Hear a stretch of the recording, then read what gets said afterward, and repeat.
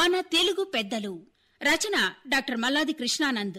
చదివిన వారు శ్రీ రొక్కం కామేశ్వరరావు. ఇవాళ శ్రీ బందా కనకలింగేశ్వరరావు గారి గురించి తెలుసుకుందాం. సుప్రసిద్ధ రంగస్థల కళాకారుడు శ్రీ బందా కనకలింగేశ్వరరావు.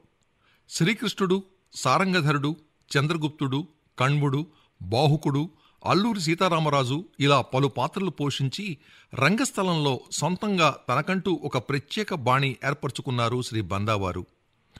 బళ్ళారి రాఘవకు శ్రీ బందా సమకాలీనులు. చిత్రనళీయం నాటకంలో బహుక పాత్రధారిగా బందావారి నటనా కౌశల్యాన్ని తొలిసారిగా చూసిన బళ్ళారి రాఘవ నాటకం పూర్తయ్యాక వేదికపైకొచ్చి బందావారిని ఆలింగనం చేసుకుని తానిక రిటైర్ కావచ్చు, నా వారసుడొచ్చాడు అని ప్రశంసించారు. మద్రాసు నుంచి వస్తున్న మెయిల్ దినపత్రికలో బాహుక పాత్రలో బందావారి నటనా కౌశల్యాన్ని అభినందిస్తూ పెద్ద వ్యాసం కూడా బళ్ళారి రాఘవ రాశారు. శ్రీ బందా నటించే ఏ పాత్రలోనైనా లీనమై సంపూర్ణంగా తన్మయత్వంతో అభినయించేవారని ఆయన అభిమానులు కొనియాడతారు.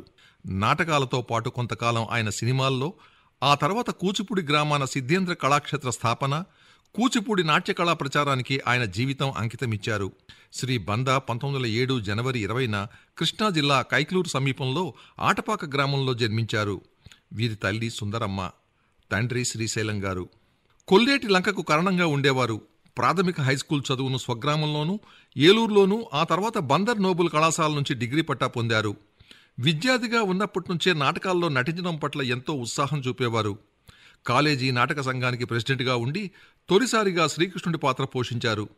ఆ తర్వాత మద్రాస్ న్యాయ కళాశాల నుంచి న్యాయశాస్త్రంలో డిగ్రీ పొందారు. అంతేకాదు, ఇక్కడ ఉండగానే మహానటుడు బళ్ళారి రాఘవతో కలిసి పలు దఫాలుగా నాటకాలు వేశారు. బళ్ళారి రాఘవ రాజరాజ నరేంద్రునిగా, బందావారు సారంగధరుని పాత్రలో ఆనాడు ఎందరో కళాభిమానుల్ని ఉర్రూతలూగించారు. అనంతరం 1934లో బిఎల్ డిగ్రీ పట్టా తీసుకుని ఏలూరులో న్యాయవాద వృత్తిని చేపట్టారు. ఆ సమయంలోనే ప్రభా థియేటర్ పేరున ఒక నాటక సమాజాన్ని స్థాపించి ఎందరో యువ కళాకారులకు శిక్షణ, నాటక ప్రదర్శనలో అవకాశం ఇప్పించారు. ఆ తర్వాత సుమారు ఒక దశాబ్ద కాలం సినిమాల్లో నటించారు. బాలనాగమ్మ, సారంగధర, కాలచక్రం వంటి చిత్రాల్లో వీరు నటించారు.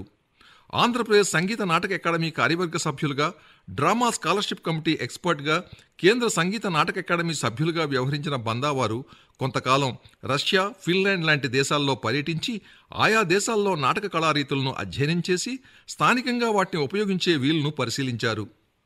అన్నిటికంటే మిన్నగా బందావారి రేడియో నాటకాలను తెలుగువారు ఎన్నటికీ మర్చిపోలేరు.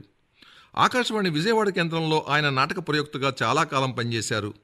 రేడియో ద్వారా నృత్య నాటక కళారీతుల ప్రోత్సాహానికి ఆయన ఎనలేని సేవలందించారు.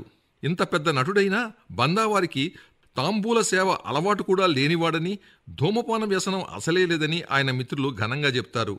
నాటకాల వాళ్లు దుర్వ్యసనాల పుట్టగా, జల్సారాయుళ్లుగా, అపోహలతో ప్రచారవాదులకు సరియైన జవాబు చెప్పేలాగా బందా కనకలింగేశ్వరరావు ఉండేవారని వారంటారు. అలాగే శ్రీ బందా తన సొంత ఊర్లో స్థానికుల కోసం చెరువు తవ్వించి శివాలయం నిర్మించారు. వేద పాఠశాలను ఒకదాన్ని స్థాపించారు. సిద్ధేంద్ర యోగి కళాక్షేత్రం కూచిపూడిలో స్థాపించి కూచిపూడి సంప్రదాయ నృత్యరీతుల ప్రచారానికి తన జీవితం అంకితం చేసిన ధన్యజీవి బందావారని ఆయన అభిమానులు కొనియాడతారు.